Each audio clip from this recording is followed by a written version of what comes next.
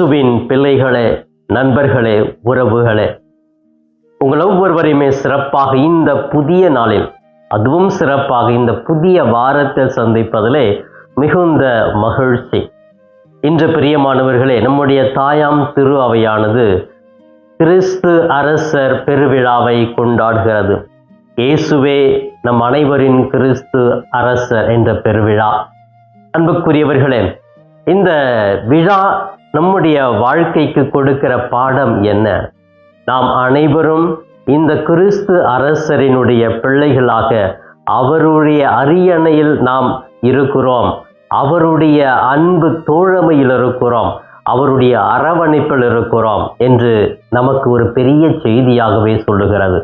இந்த கிறிஸ்து அரசர் யார்? இவர் அமைதியின் அரசர், நீதியின் அரசர், பகிர்வின் அரசர், பரிவின் அரசர்